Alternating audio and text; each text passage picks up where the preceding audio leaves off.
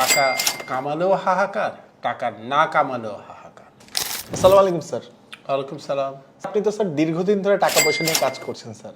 Sir এই sir টাকা পয়সা নিয়ে আপনার চিন্তা ভাবনাটা স্যার আসলে কি? আসলে দীর্ঘদিন টাকা পয়সা নিয়ে কাজ করছি, তবে নিজের টাকা নিয়ে নয়, সরকারের টাকা নিয়ে, সরকারের রেভিনিউ নিয়ে। টাকা পয়সার ব্যাপারে আমার অভিজ্ঞতা যেটি বলে সেটা হচ্ছে টাকা কামালেও হাহাকার, টাকা না কামালেও হাহাকার। টাকা না কামালে হাহাকারটা আমরা সহজেই বুঝি, যে টাকা না কামালে আমার অনেক সমস্যার সমাধান আমি করতে পারবো না, তাই না? আমার অভাব থেকে যাবে, আমার ভালো জীবনযাপন সম্ভব হবে না। তাই অসচ্ছলতা আসলে একটা খুব বড় ধরনের বেদনাদায়ক ব্যাপার। তাই টাকা না কামালে হাহাকারের জন্ম হয়। প্রশ্ন হচ্ছে টাকা কামালে কেন হাহাকারের জন্ম হবে? টাকা কামালে হাহাকারের জন্ম হবে কারণ একের পরে অসংখ্য শূন্য বসালেও তোমার টাকা আয় করার ইচ্ছা কোনোদিন কমবে না, আরো বাড়বে। স্টিভ জবস তো 23 বছর বয়সে বিলিয়নার হয়েছিলেন, আমি যতটুকু জানি। তিনি তো সেখানে থেমে থাকেননি, কেউ থামতে পারে না। $1 বিলিয়ন, $2 বিলিয়ন তৃষ্ণা জন্ম দেয়, $2 বিলিয়ন জন্ম দেয় $5 বিলিয়ন, $5 বিলিয়ন জন্ম দেয় $10 বিলিয়ন, $10 বিলিয়ন জন্ম দেয় $100 বিলিয়ন। শেষ পর্যন্ত $1 ট্রিলিয়ন কামালেও হাহাকার থামে না।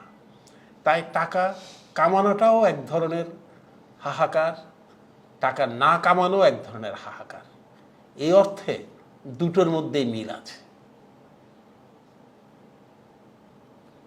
তাহলে স্যার আমাদের কি করা উচিত? তাহলে কি আমরা টাকা পয়সা কামাবো না বা অনেক টাকার পিছনে ছুটবো না? আমি মনে করি যে টাকা তুমি অবশ্যই কামাবে, কিন্তু ততটুকু পর্যন্ত টাকা কামানো উচিত যতটুকু পর্যন্ত হলে আমি একটু সচ্ছল জীবন যাপন করতে পারবো, সৎভাবে, সুন্দরভাবে একটি সুন্দর জীবন যাপন করতে পারবো।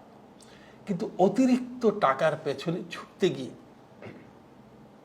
যদি আমি আমার পরিবারকে সময় না দেই, আমার বাচ্চাদেরকে সময় না দিই, যদি আমি উপভোগ না করি, শেষ পর্যন্ত তো আসলে এই টাকা আমার কোনো কাজে লাগলো না। আমি শুধু টাকা কামিয়েই গেলাম, ব্যাংকে সেগুলো জমাই থাকলো, আমি উপভোগই করলাম না। এমনকি আমার আপনজনদেরকে নিয়েও আমি টাকাটা উপভোগ করলাম না। শেষ পর্যন্ত আমি মরে গেলাম, টাকাগুলো ব্যাংকে থাকলো, এবং সেগুলো কে এনজয় করবে সেটাও আমি ঠিক জানি না, তাই না?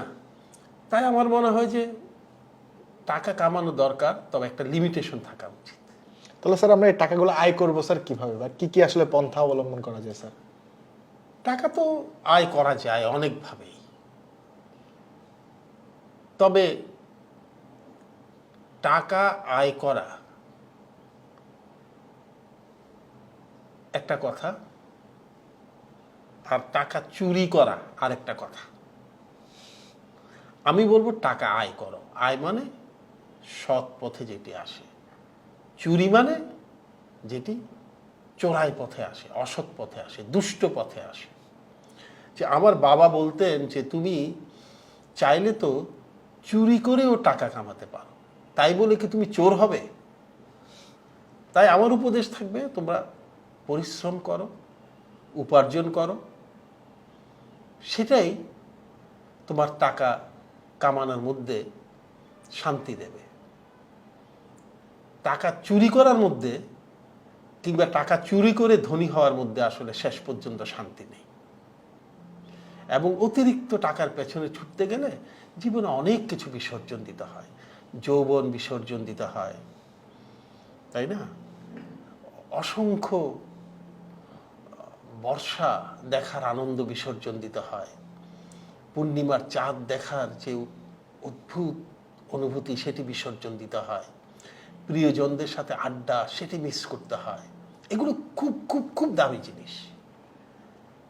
শুধু টাকা কামানোর জন্যে এগুলো বিসর্জন দেওয়ার কোনো মানে নেই।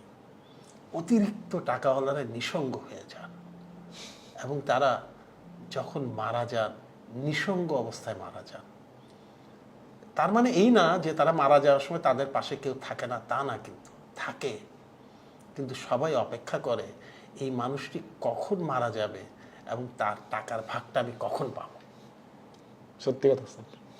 তাই তো, তাই আমি বলবো যে টাকা খুবই গুরুত্বপূর্ণ। টাকাহীন জীবন খুবই কষ্টকর, তবে অতিরিক্ত টাকাও কষ্টকর।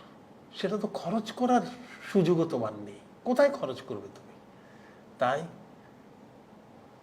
আয় করো, কিন্তু যতটুকু দরকার ততটুকু করো। টাকা মানুষের শুধু উত্থান ঘটায় না, পতনও ঘটায়। বাংলাদেশে অনেক উদাহরণ আছে যারা আজকে থেকে 5 বছর আগে আমাদের কাছে বীর ছিলেন, জাতীয় বীর। টাকার পেছনে ছুটতে গিয়ে তারা কিন্তু এখন মানুষের ঘৃণার পাত্রে পরিণত হয়েছে। টাকা কি তাতে তাহলে উত্থান ঘটালো না পতন ঘটালো? পতন ঘটিয়েছে স্যার। এই ব্যাপারটা মনে রাখবে। তোমাকে ধন্যবাদ। আপনাকেও ধন্যবাদ। আসুন মায়া ছাড়াই। আসুন মায়া ছাড়াই।